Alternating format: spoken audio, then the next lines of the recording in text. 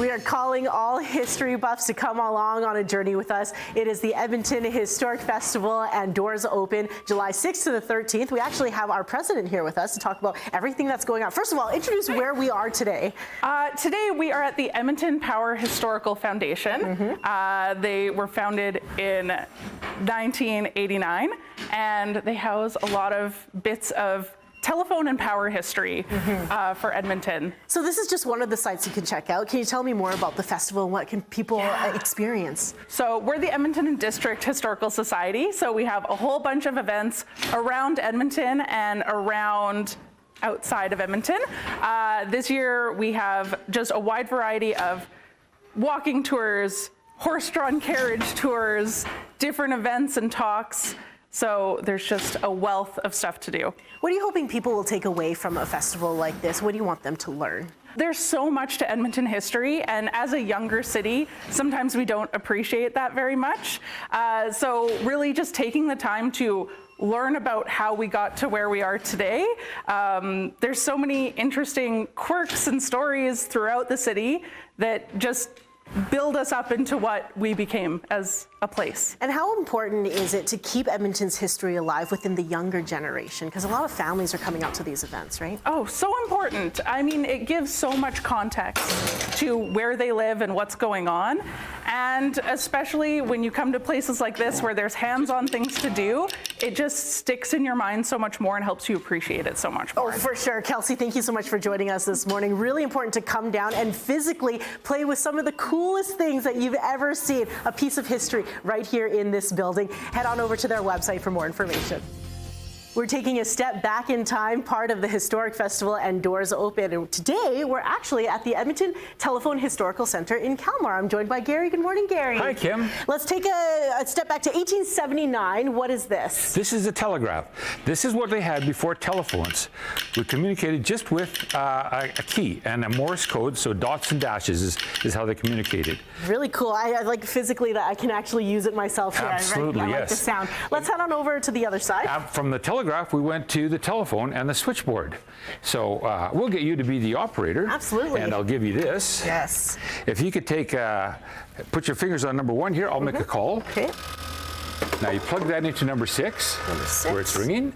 Now you have to talk to me and ask me where I want to call. Hello, how may I direct your phone call? Oh, you got to be on talk here. I can't hear you. Oh. It's a learning curve. How may I direct your call, Gary? Oh, could you take me to number 5, please? For sure. Now you take the other half of your call, plug that into number 5. Now he won't answer unless you ring it. Kind of getting the hang of it right there. Very nice. I'll unplug that and Tear then that call Gary, I down. really want to check out this apparatus. From the switchboard, we went to the step-by-step switch. And if you want to pick that up and dial 226.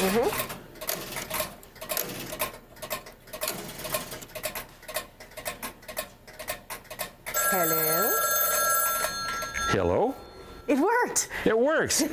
And all without the interference of an operator. There you go. So that it was just more convenient to have this invention. Yes. Yeah. And then we'll go way forward in time to the Aurora cellular system. This is the first cellular system in the world, and it's in Alberta. Now, it wasn't perfect because it dropped calls between cells, but you could reach virtually anywhere in Alberta because the transmitters are so powerful. The Historic Festival and doors open runs July 6th to the 13th. If you want more information, head to the website below. Hello. Calling all history buffs, the Edmonton Historic Festival and doors open runs July 6th to the 13th. Lots to check out. And today we're speaking with Greg from the Edmonton Power Historical Foundation. Good morning, Greg. Hi. So what can people see and check out and do when they come down here? Well, we have a variety of exhibits and activities ranging from signage and stained glass windows dating from 1902 and 1908 when Edmonton first had city-owned power. And then some hands-on exhibits as well. A hand-operated DC generator, a manual 5 kilovolt circuit breaker, a model train, a streetcar like the one that operated from 1908 in Edmonton, and a pedal-powered generator that you can generate electricity on your own. And what are you hoping people will learn or take away from this? that electricity is somewhat magical, but at the same time, it's actually quite simple how it's generated. You can do it, with your own hands or feet, just by moving a magnet, and wires through a magnetic field. Or pedaling, let's say, as we're going to demonstrate right here behind us. So tell me about this setup and how I'm going to generate some power. Well, you sit down on this seat. As you pedal, you'll be spinning that generator and making power, and you'll be able to tell that you're making power because the lights will light up and we'll hear my winning ring, okay? So why don't you press the button for me, Greg, and let's see if I can do this. Okay, here we go. Here we go. Here we go. Faster. I did it. That is awesome. This is something families can do here. Kids probably will really enjoy this. Come on down to the festival. It runs from July 6th to the 13th. Head to the website for more information. Press the button again. I want to do it again. Let's go. Here we go. I bet you drive by it every single morning on your commute. But do you know anything about the Rossdale power plant and its history? Here to talk about it all is Jeff. Good morning, Jeff. Good morning, Kim. So let's go back to the beginning and tell us about this piece of equipment here. Sure. So this is the Rossdale 10 turbine. So this was one of the 10 turbines that were in the Rossdale power plant that you all drive by now. Rossdale was the site of our first power plant in Edmonton. There's been a number of different turbines there over the years, and this was the last one. So when that plant was decommissioned, we actually went out and we actually saved this turbine. So we brought it out to our museum so people can see what was actually in there and how it worked. So what this is a steam turbine.